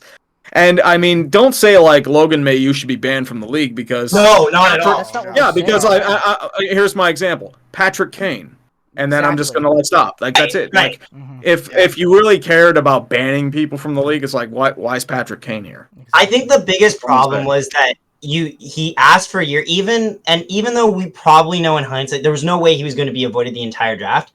The fact that you put it on the draft, the pick that has to get televised, the only publicity this kid is going to get negative publicity, and that's not his fault from like the point of now because he asked not to be. Like he fucked up, yes, but he asked not to be picked. So from there, there's no chance for him to try to redeem himself in any time frame because he's then going to be rushed under the limelight of being in the NHL draft. It's such a bad situation to be in. And Jake, were you telling me that apparently Chicago was planning on picking him? I saw rumors about that. The Chicago. Probably, I could see that. Yep. Yeah. Speaking of Chicago, like if Stan Bowman and the other two executives knew about that situation, like they're done. Like they are straight done. Like he is literally, they are getting banned. Did you know? I'm did you shocked. See what Bowman and them, did you see what Bowman and them did when they selected their pick at the draft? They brought out they hired women to join their staff so that it was like I believe 12. Go back and look it up. They were like 12 females all just surrounding Bowman where they're like, we're all about inclusion and the sexual and all that. And then they made their pick and it's like the most pandering, dude. It's the most forced moment I've seen in my life. It was ridiculous. There's been nothing but that shit for the last 18 months. It's a bunch of people pretending to really care about situations. No, you don't give a shit about inclusion, diversity, and all those buzzwords. You care about money. And that's the only reason why you're doing it. Exactly. And with the allegations, if you really cared about it, you would just do it. It's like, whatever. You want to hire women? Fine. Hire women. Don't put them on a fucking pedestal. I wish I could find a photo. That's all I have to say. Like, let their merits judge for themselves. That's all I ask. You don't have to put them out on draft day to try and cover your ass and, like, do this whole rah-rah thing. It's like, nobody buys it, and nobody cares. Right. It's ridiculous. Because, With the look at the Hurricanes. Like, they do this whole thing about get uncomfortable and like, bring in all these special people about diversity and inclusion. What do? You go bring in a literal cancer in Anthony D'Angelo, who's had those accusations before in the past. So, yeah. It's the boys' club mentality in the NHL, though. It's got to change for It's hardcore boys' club mentality, but it's not going to change because it's a industry. Same thing as media, same thing as other sports, same thing as anything in life. It doesn't matter. It's like I'm never going to get a job in those leagues because I don't know anybody. I can't network for shit. Like if you're a former player, like say Marc Bergevin is disgraced and resigned, I can see him like going to Pittsburgh because Marc Bergevin is really good friends with Mario Lemieux. And I can see Bergevin getting hired as a scout. It's like, hey, I'll scratch your back. I think like, hey, I'll help you out. Like that's pretty much how hockey is. Yeah. Exactly how hockey is. Yeah, unless you like literally alienate everybody like a John Chaika, like you're gonna get a job. Right. John Chaika. What an interesting God. case, though. He ruined a franchise that didn't need to be ruined. It was again. already ruined. I mean, it was already ruined, and he ruined it further with his analytics. Like, it's analytics. Like, what analytics are you using? They're fucking bunk. You don't bring in Phil Kessel for analytics. You brought him in because he's buddies with Rick Tocchet.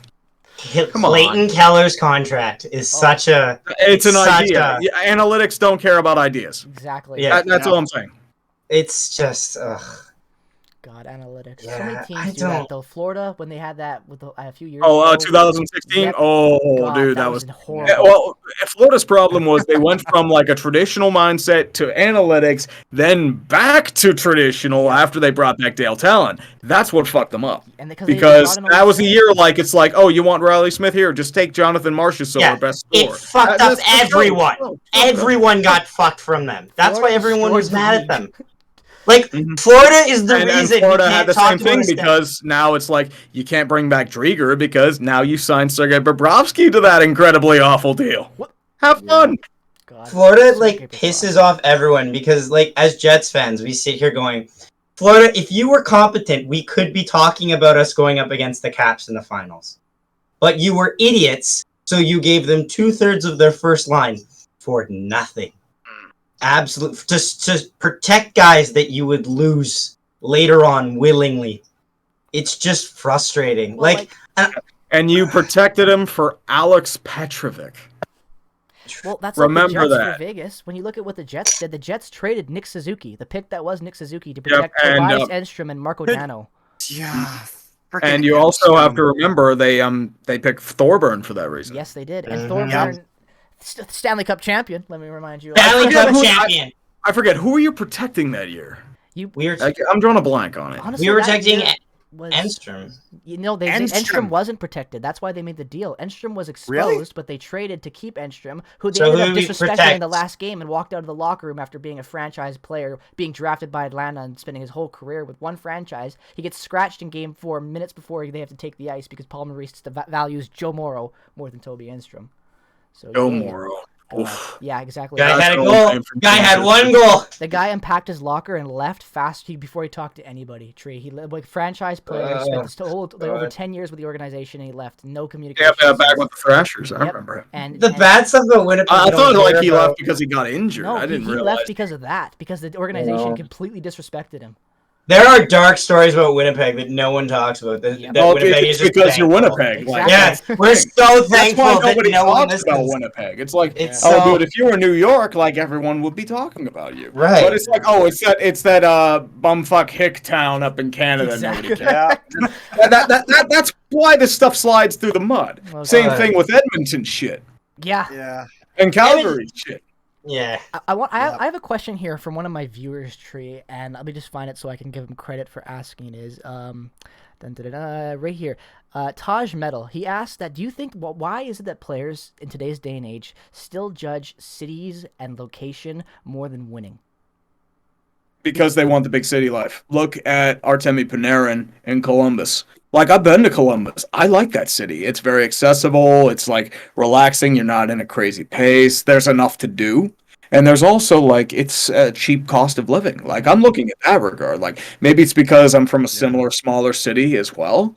But, like, I mean, I'd probably enjoy Winnipeg if I'd go up there. I'd probably enjoy Edmonton if I went up there. Same as Calgary. Like, they're like smaller cities, but they're unintimidating. Like, I prefer those kind of cities. New York, it is a fucking shithole. It is literally just like endless buzz and noise. Like, last I was there about a month ago, I had a massive headache, and it smells like shit. It does.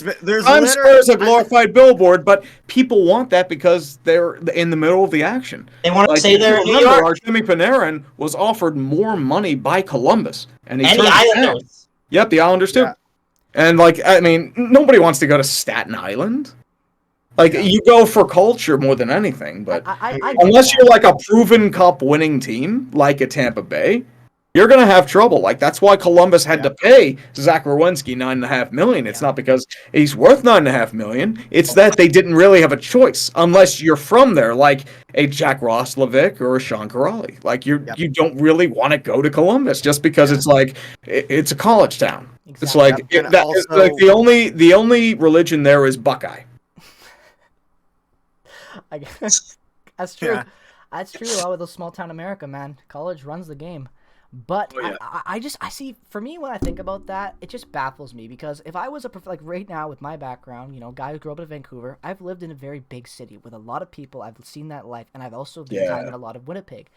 When I think about city life, it still doesn't really shouldn't influence your decision to sign, because winning should be your most important thing. I always think about some players that go out when they try to cup chase, right? Like Joe McGinley's an example. That guy missed those teams, he missed those runs, he didn't win, right? Even though you really want him to. But why? Like, you could have, if you're Joe McGinley and all these other players, they choose money and, like you said, Tree, location, city life over actually having the pedigree of winning. Unlike in the NBA, where winning is everything. A ring is your legacy. If you could be, like, there's a reason why that Damian Lillard doesn't get talked about as much in mainstream media, because I'm a Portland fan, compared to other guards in the past up until this season, because he doesn't have that ring and pedigree of Portland. Damian Lillard's apparently demanding a trade now. Exactly, because of all these things, and it makes sense. Like, I'm devastated to see him go, but it makes sense because of the NBA culture, and I'm surprised it took him this long to give in. Why don't you think that applies to the way the NHL works sometimes? Because players will choose to sign with a mediocre team rebuilding because they offered him a couple more $1 million compared to a team that you actually could have a legacy of winning and get a ring and have your name on the Stanley Cup, which is basically every player's, or should be every player in the league's goal.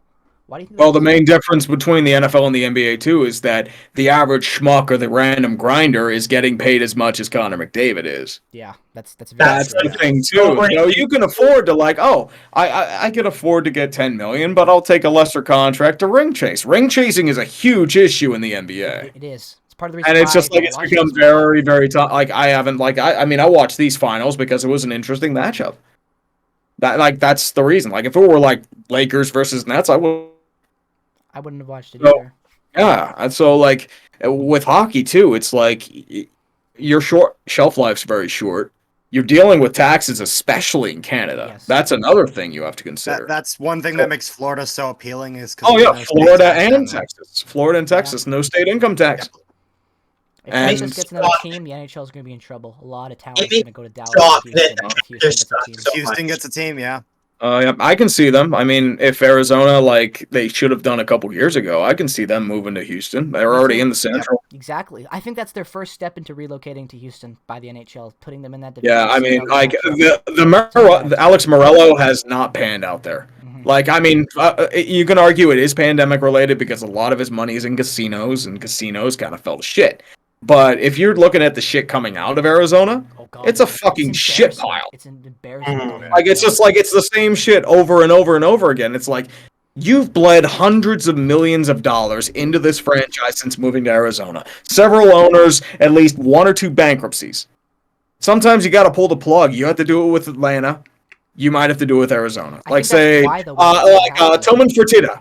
Like, suppose he comes in, it's like, hey, I want to buy the Coyotes and move them to Houston. I don't think they say no, because Houston already has a ready arena. They're a bigger market. And Houston has the tradition of having a hockey team, the Houston Arrows, especially in the WHA. So there you go. Exactly. And Houston-Dallas rivalry would be great for the NHL. They would know that. Oh, yeah. It just makes tons of sense for them to put there. I actually want to ask you that. Now that we're talking about Houston a little bit, if you had to just off the top of your head spitballing, what cities do you think the NHL will be putting a team in next? I don't think expansion is on the table. Obviously, Expansion, no. It's going to be relocation. It's going to be relocation, 100%. Relocation, so for what sure. team do you think could relocate, if you had to say off the top of your head, other than Arizona, so we just talked about them? And what kind of the 3 cities do you think are the next big market for the NHL to kind of move into? I would say, I mean, your closest, I guess, would be Florida. But I don't know if they're going to have issues, especially since their playoff-like atmosphere was pretty rowdy. Yeah, I think Florida's going to It helped playing Tampa. That too. Yeah, I mean, Florida-Tampa, it's like, that was a strong rivalry. I mean, that was good hockey. That It was a game one shame it could have didn't went matter. either way. Oh, yeah. Yeah. I mean, tough luck for Florida. I mean, you just ran into, like, a juggernaut, but there's so much you can do there. But, like, I'm trying to think who else would be on the verge of moving. Maybe Buffalo, because like it's the Pagulas and they're used to pulling that shit. I mean, look at the stuff they're rumored of trying to do with the Bills. It's like, hey, I want a full like taxpayer funding of $1.5 billion stadium, or else we're moving to a city like Austin. And it's like, I mean, it's apparently it's a negotiating tactic, but it's like it's a terrible one because I'm like, dude, it's like you want full funding, dude. I'm laughing you out of the building. I'm saying like, dude, you're paying for the entire damn thing. Exactly. Now we can meet in the middle there. But Yeah, I mean, because I think the Islanders, they got a new arena coming along, don't they? oh yeah, they Islanders are on track. The Islanders are going The Islanders are not. Well, They're I'm not saying moving. they're moving. I'm just saying they got a new arena lined up, don't they? No, it's opening this year. Yeah. Oh, Already okay. there. Yes. And then Calgary, they need to negotiate. They're not I going to think move. Calgary. I think they did agree to a new arena. They did. Oh, they Like did? they're on Oh, a okay. next. Yes, but they So, were very yes, they close. do have a new arena. Because also, I'm pretty sure the mayor that was with an issue there with the Calgary. Now he Nensheet. Yeah, he didn't want like them to pay money, but I think he ended up caving. I actually think he's not even the mayor anymore. I think he's. Oh, that's why. somebody too, Okay. Yeah. Then she was more of a socialist Re-election. mayor, if I remember correctly. Yes, he was. But no, that's a little bit of Alberta politics. For the I did a lot of. campaign. I worked in architecture a lot last year. I did a lot of projects out in Alberta, so I know a little bit about their structure. So yeah, but It's interesting because Calgary seems like more of a conservative town, and they hire like a 100%. hardcore liberal. all of Oh, yeah. Alberta is a concern. Like Alberta, You know what? is Hey, just- we'll take Alberta in America. We can use your oil.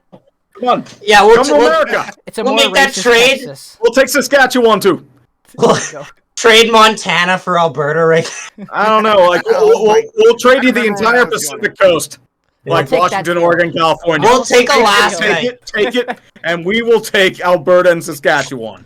There you go. God, Saskatchewan's such a black sheep of the prairies. God. Like they're that one province that doesn't have a hockey team. Well, they It's also they have the Rough Riders. Exactly. Oh. Getting back to that. Oh yay!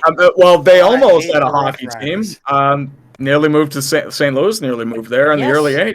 I remember And then you're that. doing like I remember reading it like for the first time in Doug Gilmour's Players Tribune article. It's like, wait a minute, they nearly moved to Saskatoon. God. It is such a weird choice. I know it's not even the big town compared to Regina. Like that's Well, why I you mean- obviously put a team if you're. Yeah, but like relocating. I mean, worst comes to worst, like they probably would have moved in about 5 to 10 years because of the declining Canadian dollar. If you actually think about it, That's why Winnipeg. and they probably would have moved to maybe I don't know Arizona, or Houston, or like Minnesota, or Houston. If a team like Winnipeg couldn't be saved with the talents of Teemu Selanne and they still had to trade him off because they couldn't afford to pay him with the way the Canadian economy was at the time and all the stuff that went down with Winnipeg in the 90s, then that says a lot about what Saskatchewan would've Draper been like. for $1. Oh yeah. Chris Draper for $1. Edmonton nearly moved. Calgary nearly moved, I think. I think one of the only stable teams were Vancouver and Toronto and Montreal. Toronto, Cool Montreal, big yeah, those three. cities, Like yeah. Ottawa had huge issues back in the 90s. Mm-hmm. ones. Huge. Expansion draft. Oh, dude, not even the expansion draft. If you look up their first few years, they were fucking shithouse. yeah. Yeah. They were given nothing to work with. Like Oh, yeah. expansion teams Oh, yeah. back then were given scrap, not even Oh, yeah, scraps. 45 million for like literally nothing. I like the worst draft I think was like 74.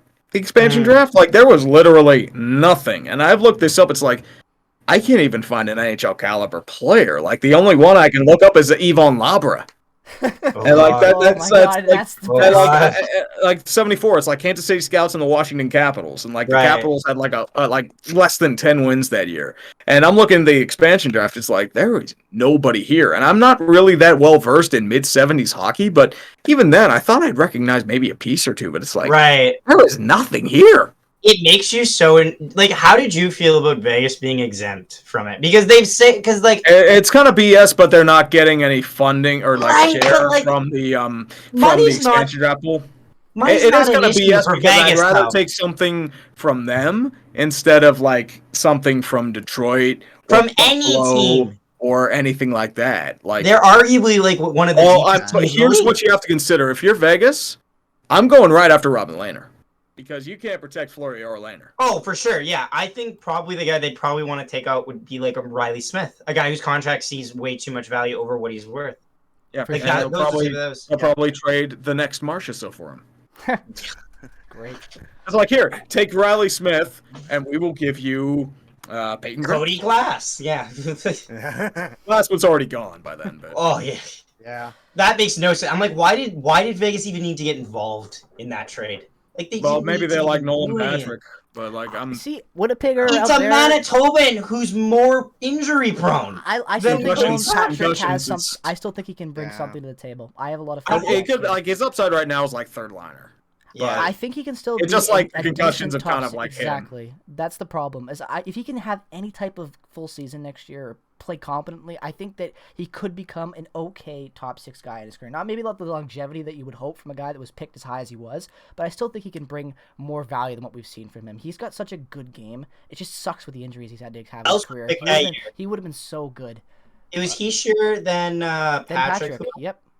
Yeah, Hischer and Patrick. Yep. Who else was picked in that? I can't first remember round? off the top of my Elise head. Pettersson. Yes. Elise Pettersson. Oh, Elise God. Pettersson was. Vancouver flipped out over that pick, if I remember. Oh, correctly. they did. My friend, they did.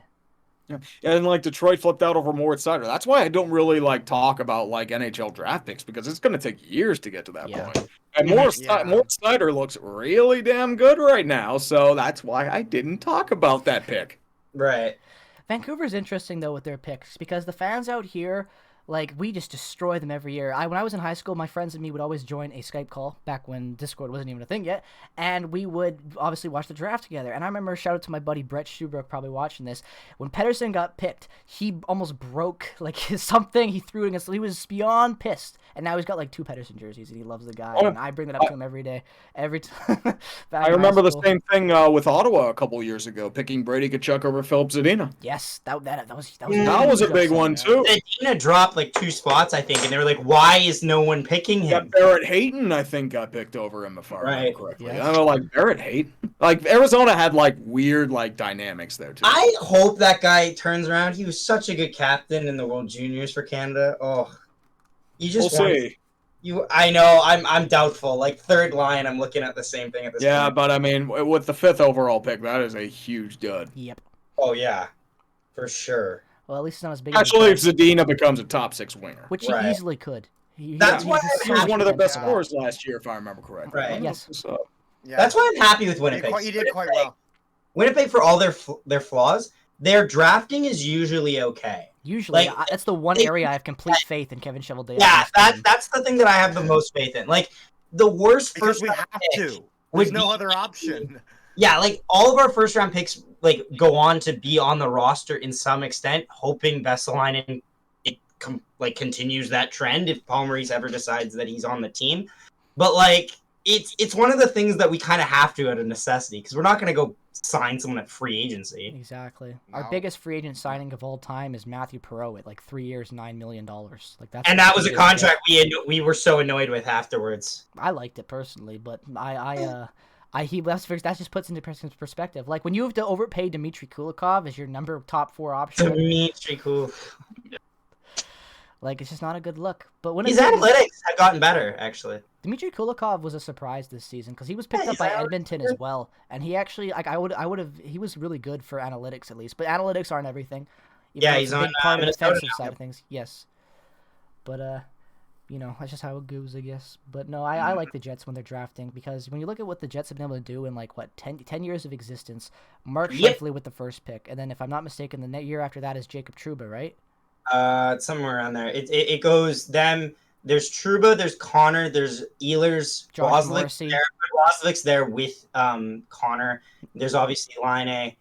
Logan Most of the Stanley, Christian Vesalainen, Cole Right. Perfetti. But then you have to also look at teams that see. I actually want to ask Tree this as well. I know you're looking that thing up, but I think the most crucial aspect of being a good GM is being able to get good NHL type players in late rounds. That is the most valued skill I think a GM can bring to a draft, is being able to acquire. It's more on the late-round talent. scouts than a GM. That's true. though. That is true. But again, it kind of ties into that thing though, is getting those capitalizing off of like a 6th round pick. Like look at Connor Hellebuck. Right, like it's a prime example of a team that took a chance on a guy in a later round pick, and he's now a Vezina winning goaltender and one of the faces of your franchise. Pecorine wasn't he as well? Hmm? Wasn't he late round? Wasn't Pecorine late round as well? Or am I He was ninth round in 2003. Yeah. Pecorine was a late round. And the ninth round isn't even a thing these days. Nope. No, Yeah. 7 I done. wish it was though. That'd be so Oh, much fun. Datsuk was a 7th round pick. Yes, so was Zetterberg, was he not? Zetterberg was a 7th. Datsuk, yeah. I think, was a 6th. Yep. You can find talent in the later rounds. Yeah. Jamie Benn, I think, was a 5th. Yes, Jamie Benn was a Yeah. late round pick. And that's really important. Just good scouts, good draft selections, especially when they're late round picks. I feel like that's really what can elevate. Especially this year, I think there's going to be a ton more because yeah. you can really scout. This year's draft, a lot of people were like, "Oh, it's not that deep. It's whatever." I personally really like. Then a lot of talent. nobody really could scout it this year. It'd usually be more breakout players. Yeah. I think For this is draft. going to be a very surprising draft class in a couple years down the road. 5 years down the road, when you look at all the guys from all the late rounds and the first, I think there's a lot of good talent in this draft. Well, the first round was weird. Like the first pick, we pretty much knew, and then after that, it really started The getting. first 2 we knew. I'd Yeah, say, first probably. 2, and then it was like after that, you kind of were just wondering for the next like 5 picks who's gonna go in That what was like order. last year too, though, with messing up with Cole Perfetti dropping to the Jets and Quinn going to Buffalo That was and all so that stuff weird. like that. Just a weird Like, time And of the year how- deal last with year. like the Eric Stahl trade involving where Marco Rossi would end up. Yep. Mhm. Yeah. It's so Buffalo. It's so Buffalo. I know. Making it trading for Eric Stahl and then not being able to take Marco Rossi because you trade for Eric Stahl and you can't pick a centerman now. And then you So dump now you Eric- have and then you pick dump- the guy on the same team as Rossi who had less points than him, which is literally going downgrading in its simplest form. Just Well, that's Buffalo. Exactly. Yzerman made a lot. He made a few moves in this year's draft, moving up to get the guy he wanted. With him selecting who is it? There was a goaltender because they selected Costa? Simon Edvinson. This is and the then they WHL one they selected- got. The guy out of Sebastian Edmonton Costa or whatever. Yeah, Sebastian Costa. Which I Yeah. mean, I'm excited for that considering the last goal he drafted was I think Vasilevsky. So see how that turns out. In the first round, yes. Yeah. Yeah, in the first round. Yeah, sorry. The Iser plan is going well. I trust Steve. It's going. Nye. It's I going do. very well. As a guy who has Detroit as my second favorite team, I'm very pleased with the moves he's making. I also like that Nick Leddy acquisition by Detroit. Not bad. Yeah, that was good, man. Good. And then good Mark depth Stahl, guy. I was okay with it because we were able to get him for cheap, just to keep him Or around. an just another year. influence. That's all it is. I mean, most of the Detroit signings, like the veteran guys, they're just placeholders until Yeah, the prospect. but they're get good ready. placeholders though. Like bringing in Nick Leddy And- is good for Yeah. right now. at Oh, yeah, least. Letty's more like a guy you build for the core around. Exactly. So Yep. I think it'll be. And a big it's move for them. rumored that they might play Sider with Letty, I believe, or Hmm. was it Stahl? I'm trying to think. Was it? Like they're, it's they're trying either to play one would be an Sider with interesting Letty or combination. Stahl. I like try to that build him up. Stahl signed a no movement clause. So I'm guessing in his way it was like if this team somehow overperforms, you can't trade me at the deadline. I felt like was part of his logic. He's like, I'm not the guy who's gonna get traded off for the pieces to improve. Which is honestly like when you're that age, like seeing Gagne, for example, get a contract signed for him, I'm like, okay, good job. Like nice. Like I know he's not gonna do anything, but it's just nice to see. Good for him. Man deserves everything. He got traded away from an Edmonton team going to the playoffs. I'm like, you Yeah. just felt I know. slimy. Felt They wrong. can see Arizona with their trades trying to make up for a few draft picks that they lost with their All of scandal them. and the All of Mitchell Miller picks. So Yep. that was a bit of a interesting scenario. yeah, I mean they kind of have to do it though. So Oh yeah, Yeah. Sure. yeah. Now that They remind- kind of shot themselves in the foot there. Just just one question, because a friend of mine asked, Tree, who would you say are your top 5 favorite Pittsburgh Penguins right now? Like on the Right active now, well, Yes. probably Crosby. He'd easily be one of them. I love Malkin. I mean, he's frustrating, but he's still a great player. Rust is a favorite player. Gensel, I love his game. Yep. As for the fifth, that's an interesting question. I would have said McCann or Tana, like McCann probably, but he's gone. I'm trying to think. Tanev's gone too. Yeah. Huh. That is a tough question. I'm trying to Kapanen maybe. Okay. I'm surprised you didn't say Letang. I'm not a big Letang guy. The problem with him is like for every like great play he makes, there's at least like 2 or 3 boneheaded moves that cost the team. Yeah. Like it is like he's a frustrating player because his talent is oozing, but it's a game based solely on talent. Mm-hmm. Once that goes and his like raw ability goes, like it's gonna be a hard fall. Yeah. A lot of players like that in the NHL, especially where when you look at it's either your entire play is based off physicality, so when you get older and the body fails you, your play drops off a cliff, Yeah. or when you're all yeah. talent based with speed. Like I actually want to ask you this question: do you think that Connor McDavid will fall off a cliff once he loses his speed, or do you think he'll still? I be don't a very think so. good I think player? he'll still be like a strong player. I agree. I think he'll be a very strong Yep. player too. A lot of people really crap on McDavid for that because they think that it's all based around speed, and I just don't understand if you've ever watched an Oilers game how you can think that his speed's a huge part of his game right he has now. a lot of instincts. But his instincts are so like deadly and sharpened. On point. Exactly. You can't take that away from a guy with age. Yeah. So Just a quick update. CFL right now. Toronto and Calgary playing this 2020 with like 6 minutes left in the fourth quarter. oh my Just god! letting Thank you know, God I Jake. didn't bet that game. I was gonna touch. I don't. I was Oh, I not could touching never- a tie on that. No way. I was a skinny white kid in school. I think like when the second I took my goalie mask off, I looked like a reverse bobblehead. Like it just looks so weird.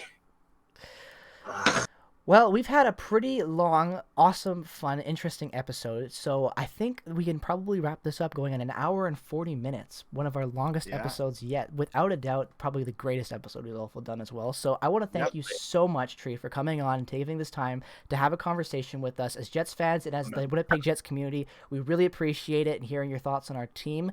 Thank you so much for coming on. Hopefully we can do this again soon. Anything else you want to say before we sign off? Not a problem, man. Like I enjoyed myself here. I thought it was a great conversation. I thought it was a great show. You can follow me on Urinating Tree on YouTube, Twitter. I'm Urinating Tree as well. Mostly just shit posts there, but nothing too crazy. It's mostly the same stuff you've been hearing right now. So Exactly, and that's that's about always it. good to And hear. my next vid is going to be on NHL free agency, and I'm hoping it's not 30 minutes long. Can't wait. So, I hope it is. Not for my sake, dude. This is going to take me like a shitload of time to finish. Yeah, I feel you there, man. I feel you there with video editing. Well, thank you again so much for coming on. For sure. All three of us really appreciate it. Thank you guys so much for listening to this episode of the Prairie Puck Podcast. As always, it is available on all of our YouTube channels as well as on Spotify. Make sure to go follow the Spotify link. All of our affiliated links will be down in the description below. As always, make sure to go follow us all on Twitter. Check out all that stuff. It really does mean a lot to us. Thank you all so much for checking out this episode. Leave your comments for your questions for the next episode, and we will answer them with me, Zach, and Carter. As always, thank you so much, Tree, again for joining us. Ladies and gentlemen, have a great rest of your day whenever you're watching this. Peace, love, and positivity to all you beautiful people out there. Bye-bye.